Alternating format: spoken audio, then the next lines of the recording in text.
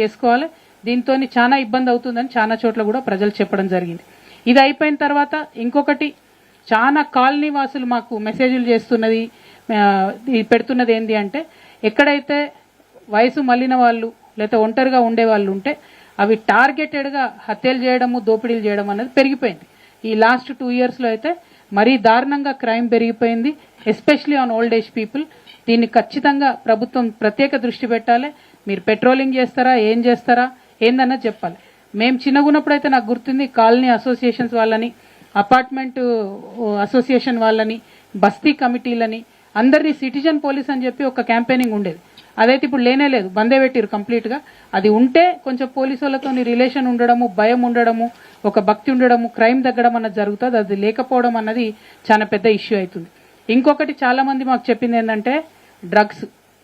ఈ చెత్త బుట్టలు ఉండి ఆ గల్లీలలో ఎక్కడెక్కడైతే పోవడానికి వీల్లేని పరిస్థితి ఉంటుందో అక్కడ మొత్తం కూడా డ్రగ్స్ తీసుకొని ఆడపిల్లల మీద మరి ఎటుపడితే అటు బిహేవ్ చేస్తున్నటువంటి పరిస్థితి కనబడుతున్నది. మరి డ్రగ్స్ తీసుకునే ఏరియాస్ ఎక్కడెక్కడ ఉన్నాయని స్పష్టంగా ప్రభుత్వాలకు తెలుసు, చాలా స్పష్టంగా క్లియర్ ఉన్న ఏరియా, కానీ దాని దగ్గరకు పోలీసులు పోతలేరు. ఎందుకు పోతలేరు అన్నది అర్థమైతలేదు. నిన్న మేము లంగర్ హౌస్ దగ్గర గాంధీ బాపు ఘాటుకు పోతే అక్కడ స్థానికులందరూ చెప్పారు, ఈ బాపు ఘాటు ఓన్లీ 2 రోజులు వాడతారు, జయంతి రోజు బాపుది, వర్ధంతి రోజు. మిగతా అన్ని రోజులు మాత్రం కంప్లీట్గా డ్రగ్స్ తీసుకునే వాళ్ళకు అడ్డాగా బాపు ఘాట్ మారిపోయింది. మరి ఆ ఏరియాను ఎందుకు పట్టించుకుంటలేరు? బాపు ఘాట్ను కూడా కనీసం రక్షించుకోలేకపోతే ఎట్లా? దీని విషయం ప్రభుత్వం తప్పకుండా ఆలోచన చేయాలని చెప్పి నేను డిమాండ్ చేస్తా ఉన్నాను. అదేవిధంగా అనేకమైనటువంటి సమస్యలు ఎక్కడికి పోయినా ఇది నీళ్లు, మంచినీళ్లు, ఈ మురుగునీరు మంచినీరు కలిసిపోతే ఇట్లా వస్తున్నది కాలనీలలో. ఇది మేము యాకత్పూర కాన్స్టిట్యున్సీలో చూసినాం.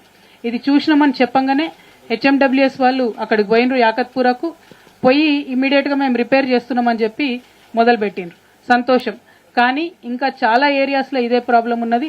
ఇది యాకత్పూరాలో చూసినాం, ఇదేమో అడిక్మెట్ కాలనీ ముషీరాబాద్. ఇది మొత్తం ఇది పెట్రోల్ వాసన బీభత్సంగా ఉంది పరిస్థితి. సో ఇవి 2 కూడా కావాలనే ఇక్కడ పెట్టినాం. ఎందుకంటే ప్రభుత్వానికి తెలవాలి ఈ మహానగరంలో మంచినీళ్ళు ఇవ్వలేనటువంటి పరిస్థితి ఉందన్న విషయం తెలవాలి. అయితే మొదటి రోజు మా పర్యటన కంటోన్మెంట్ నియోజకవర్గంతో ప్రారంభమైంది. మేము ముందు రోజు షెడ్యూల్ ఇచ్చినాం, దాని ప్రకారం రసూల్పుర బస్తీకి పోతామని చెప్పినాం. చెప్పంగానే కంటోన్మెంట్ ఎమ్మెల్యే, అక్కడ స్థానిక ఎమ్మెల్యే శ్రీ గణేష్ గారు అదే రసూల్పుర బస్తీకి పోయి అక్కడ ఉండి 5 లారీల చెత్త ఎత్తిచ్చి అక్కడ ఉన్నటువంటి వాళ్ళందరినీ పిలుచుకొని, నేను పట్టాలు ఇచ్చేస్తా, మీకు ప్రోగ్రామ్ క్యాన్సిల్ చేసుకోండి అంటే అక్కడ వాళ్ళు మాకు ఫోన్ చేశారు, అక్క మీరు రాకముందే మా ఎమ్మెల్యే వచ్చిండు, మాకు పట్టాలు వస్తాయన్నాడు. సంతోషం, మీకు పట్టాలు వస్తే నాకు ప్రోగ్రామ్ ఎందుకని చెప్పి మేము అది రద్దు చేసుకొని వేరే దిక్కుపోయినాం. ఆ తర్వాత అన్నానగర్ బస్తీవాసుల దగ్గరికి, అట్లానే బోయిన్పల్లి ప్రభుత్వ పాఠశాల, అట్లానే రామన్నకుంట అనేటటువంటి చెరువును సందర్శించినాం. రామన్నకుంట చెరువు మొత్తం కూడా మరి ఎప్పుడు చిన్న వాన పడితే ఎనుకున్న కాలనీ అంతా ఫ్లడ్ అవుతుంది. ఆ కాలనీ అంతా తిరిగి చూసినాం.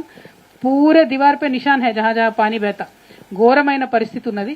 సో ఆ రామన్నకుంట చెరువుని కూడా చూసినాం. మరి దాని మీద ప్రభుత్వం ప్రత్యేక దృష్టి పెట్టాలి. కంటోన్మెంట్ నియోజకవర్గంలో రామన్నకుంట చెరువునని మేము డిమాండ్ చేస్తున్నాం. తర్వాత ఎన్ఐఈపిసి హాస్పిటల్ని సందర్శించడం. అంటే ఇదివరకు ఇన్స్టిట్యూట్ ఆఫ్ మెంటల్ హెల్త్ అనేది ఇది కేంద్ర ప్రభుత్వం నడిపించేటటువంటి సంస్థ. ఎవరైతే పిల్లలకు ఆటిజం ఉంటుందో, ప్రత్యేకమైన పరిస్థితులు ఉంటుందో వాళ్ళ కోసం కేంద్ర ప్రభుత్వం నడిపించేటటువంటి సంస్థ. చాలా అద్భుతంగా ఉంది. దీన్ని ప్రతి జిల్లాలో పెట్టేటట్టుగా మన బీజేపీ ఎంపీలు ప్రయత్నం చేయాలని చెప్పి నేను డిమాండ్ చేస్తున్నా. వాళ్ళు చేస్తున్నటువంటి సేవలు అద్భుతంగా ఉన్నాయి. వాళ్ళు ఎక్కడికంటే అక్కడికి వచ్చి సేవలు చేస్తున్నారు, సిఎస్ఆర్ ఫండ్స్తో కలుపుకొని చేస్తున్నారు. కాకపోతే మనం ఇదివరకు కేసీఆర్ గారు ఉన్నప్పుడు భవితా సెంటర్స్ అని పెట్టిండ్రు. వాటిని అనుసంధానం చేసన్న జిల్లాలలో ఈ ఎన్ఐఎంహెచ్ సేవలను ఇంప్రూవ్ చేయాలని చెప్పి నేను ప్రభుత్వాన్ని డిమాండ్ చేస్తా ఉన్నాను. ఆ తర్వాత సనత్ నగర్ నియోజకవర్గానికి పోయినాం. మేము దాసరి బస్తీని సందర్శించినాం. అక్కడ ఎంత ఘోరం అంటే చుట్టూ కాలనీ ఉంది, మధ్యలో ఒక ప్రైవేట్ డిస్ప్యూట్ ఉన్న ల్యాండ్ ఉంది. అందులో వచ్చి మొత్తం చెత్త ఆటోలు ఆపుకుంటున్నటువంటి పరిస్థితి ఉంది. దాంతో మళ్ళీ అక్కడ సేమ్ ప్రాబ్లం. చెత్త ఆటోలు అంటే ఏంటంటే ఎవరు అటు దిక్కుపోరు ఆ స్మెల్కి. సో అక్కడ మొత్తం గంజాయి బ్యాచ్ తయారవుతుంది అన్నట్టు. అక్కడ మధ్యలో కూర్చొని గంజాయి తాగడము, మొత్తం వచ్చిపోయి ఆడపిల్లలు నేర్పించడము. Literally in the middle of houses ఉన్నది సనత్ నగర్లో. I'm requesting the honourable GHMC commissioner గారు, please take note, please visit you yourself for somebody. చాలా దారుణంగా ఉంది. చుట్టూ ఉన్నటువంటి లేడీస్కి అయితే భయంకరమైన ఇబ్బంది అవుతుంది. దాన్ని ఖచ్చితంగా అక్కడ నుంచి షిఫ్ట్ చేయాలి. ఎందుకంటే it is not even license by GHMC. Private ప్లాట్లో ప్రైవేట్ వ్యక్తులు వచ్చి పెట్టుకుంటున్నారు. అది అసాంఘిక కార్యకలాపాలకు అడ్డాగా మారింది కాబట్టి సనత్ నగర్ దాసరి బస్తీలో ఉన్నటువంటి ఆ ప్లాట్ని ఎంప్టీ చేయించాలని చెప్పి నేను కోరుతా ఉన్నాను. తర్వాత జూబ్లీ హిల్స్కి వచ్చినాం ఇక మేము